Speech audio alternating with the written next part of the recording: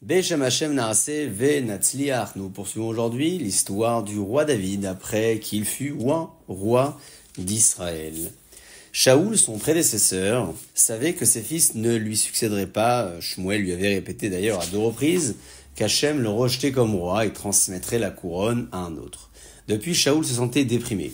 Le voyant triste et brisé, ses serviteurs dévoués lui conseillèrent d'appeler à la cour un jeune homme qui lui jouerait de la musique et le distrairait ainsi de sa mauvaise humeur.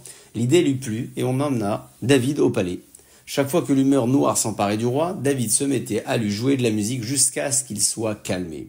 Parmi les conseillers du roi se trouvait un mauvais homme, Doeg l'Édomite. C'était lui, lors de la guerre contre les Amalékites, qui avait incité le roi à ne pas anéantir leurs troupeaux. Cette fois aussi, il poussa le roi à mal agir. Voyant que Shaoul aimait le jeune homme, il en devint jaloux et chercha même à l'écarter du palais. Que fit-il? Il se mit à faire l'éloge de David devant le roi à toutes les occasions. Il rappelait sans cesse ses qualités, ses dons exceptionnels, tant que Shaoul finit par se fâcher. « Moi aussi j'ai un fils doué, bon et intelligent, dit-il. Mon Yonatan mérite autant de louanges que David. Pourquoi répètes-tu donc sans arrêt? Il n'y a personne d'aussi extraordinaire que le fils de Ishaï, lui reprocha Shaoul à Doeg l'Édomite. Mais Doeg continua exprès à louer David pour que le roi ne puisse plus supporter sa présence au palais. La ruse réussit et Shaoul finit par envoyer David. Depuis, David ne revenait que sur la demande du roi de temps à autre. Les Pélishtim n'avaient pas oublié la défaite et la honte que les Juifs leur avaient fait subir. Ils faisaient souvent des incursions en Israël pour venger leur honneur. À la tête de leurs troupes, ils avaient un guerrier redoutable, le géant Goliath, fils d'Orpa, la bru moabite Noémie. Elle était la veuve de Machlon ben Elimelech qui était mort à Moab. Lorsque Noémie, la veuve, avait décidé de retourner dans son pays natal, elle l'avait accompagnée. Comme Ruth, sa belle-sœur, veuve de Kilion, elle avait insisté de suivre sa belle-mère.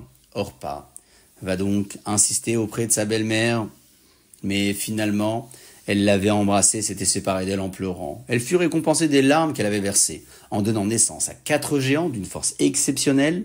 Goliath était le plus vigoureux des 4, ce fut lui qui vint défier les troupes juives avec arrogance. Il effrayait par sa stature phénoménale de plus de 6 coudées, environ 3 mètres, et par sa force extraordinaire. Goliath se posta en face des lignes juives et leur dit d'un ton moqueur, « Écoutez-moi donc, soldats juifs, pourquoi devriez-vous vous battre tous contre les Pélishtim? Choisissez donc l'un d'entre vous et que lui seul lutte contre moi. S'il me vainc, nous deviendrons vos esclaves, et si moi j'ai le dessus, c'est à vous de vous soumettre à notre peuple. » Effrayé par le géant, personne ne répondit au défi, personne n'avait ni la force ni le courage de se mesurer à lui.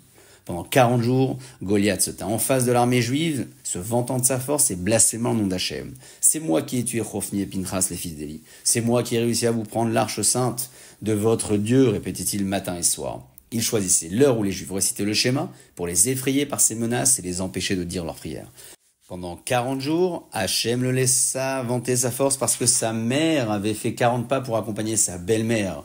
Hachem voulait ainsi prouver qu'il récompense chaque bonne action qu'on accomplit. Ainsi s'achève la seconde étape de la vie du roi David qui va bientôt être confronté à Goliath de son propre gré.